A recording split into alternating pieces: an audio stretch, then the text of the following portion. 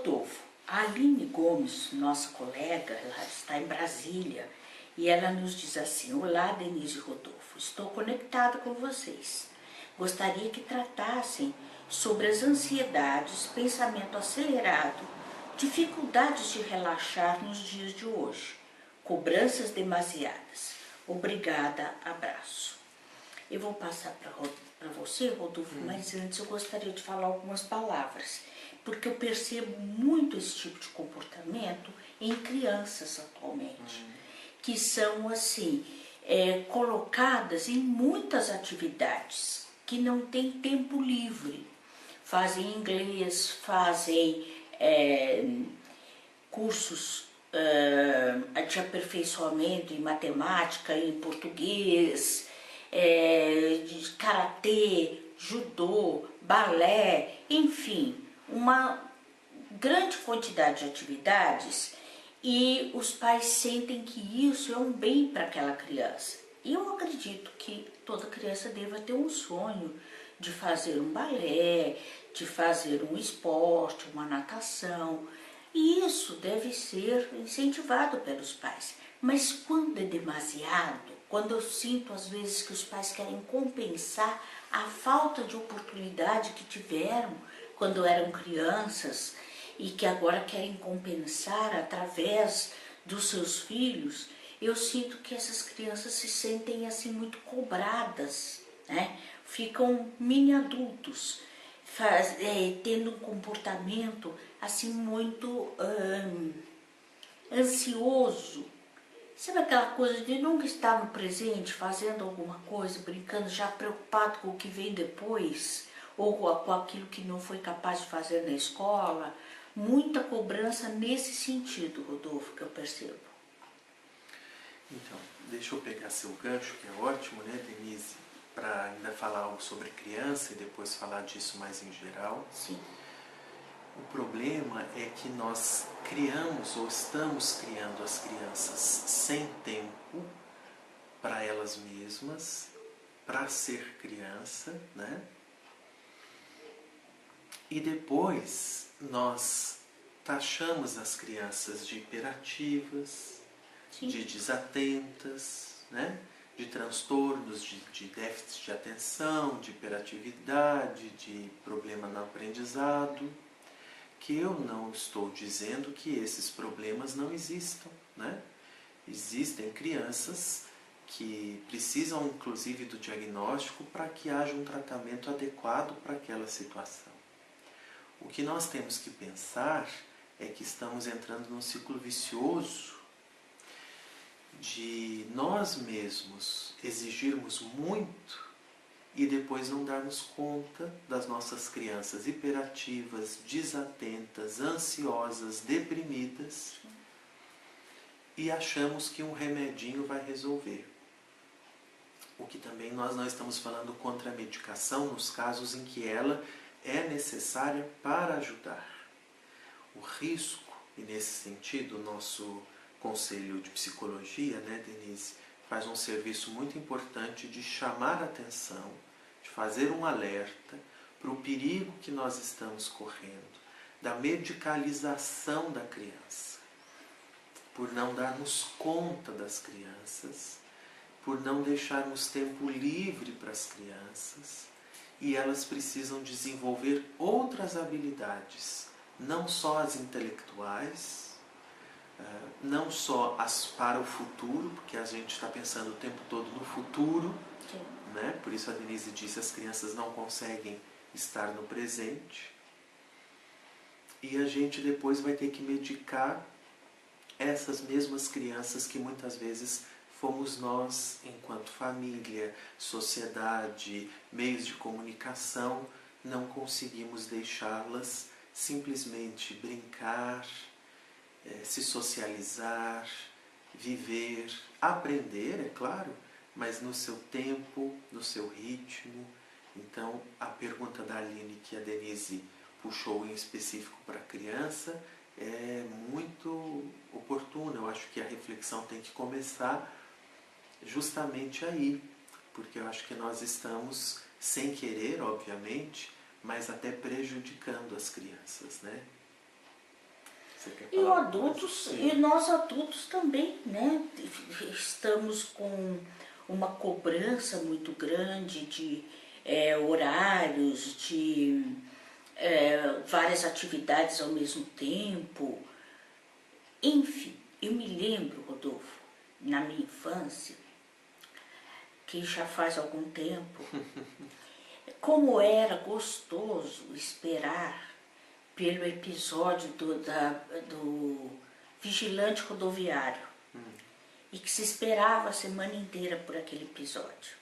Me lembro da minha mãe contando que eu falava: mãe, reza para amanhã ser terça-feira, porque terça-feira era dia de feira e aí tinha melancia fresca. Então, coisas desse tipo que hoje não existem mais. Porque a gente grava os episódios, então chega à noite você tem uma série de episódios para assistir, de várias séries de filmes, né? Você tem assim uma quantidade de informação muito grande. Qualquer coisa você pesquisa na internet, você tem acesso. E tudo isso vai nos tomando de uma tal forma que também nós, às vezes, quando queixamos assim de falta de memória, de falta de atenção, precisamos nos perguntar se é falta de atenção, de memória, ou se nós temos opções demais. Sobrecarga. Sobrecarga demais. Muito estímulo. E eu acho, Denise, que nós estamos destacando, né, os aspectos todos que estão envolvidos certamente nessa estimulação excessiva, mas em alguns casos isso já se tornou tão incorporado em certas pessoas que aí inclusive requer tratamento, né? Sim. Nós vemos isso no consultório, atendendo as pessoas que nos procuram, nossos pacientes, como eles reconhecem quando a gente diz assim, que a cabeça já está no automático, né?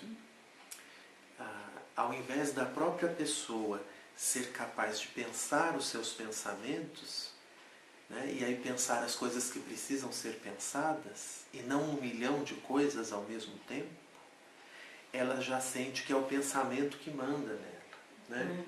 E é por isso que eu chamo de pensamento que já está no automático. O pensamento invade a própria pessoa, ao invés da pessoa pensar o pensamento, né? Então, se eu tenho um horário diferente, se eu tenho uma questão para resolver, se eu tenho um problema para pensar, eu penso naquilo e pronto.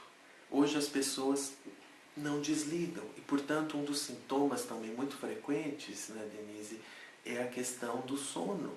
Por que nós temos tantos distúrbios do sono? Porque mesmo quando a pessoa dorme e uma hora vai ter que dormir, porque o corpo precisa estar cansado, a cabeça não desliga. E muitas vezes o celular está na cabeceira, Sim. está acompanhando aquela pessoa, né? Ela está o tempo todo plugada na interação com o outro, em saber as novidades, né? Sem se permitir um pouco de tempo, né, Denise? Porque a gente falava disso para criança, mas nós adultos também precisamos.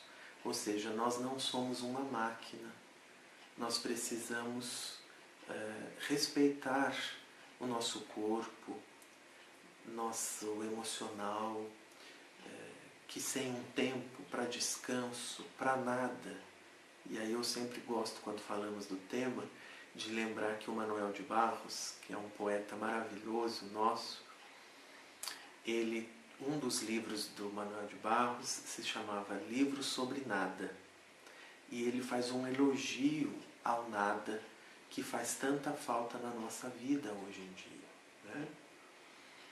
Como nós queremos preencher todos os espaços e daí nós perdemos a mão, erramos a mão, de forma que os pensamentos se tornam automáticos, invasivos, não dão descanso, e aí nossa ansiedade só cresce, e aparece o estresse, a síndrome do pânico, e todas essas doenças que estão muito relacionadas, é claro, à vida de cada um, à história pessoal, mas ao estilo de vida também que nós infelizmente às vezes vamos incorporando, comprando, levando, sem nos darmos conta do mal que muitas vezes está nos fazendo.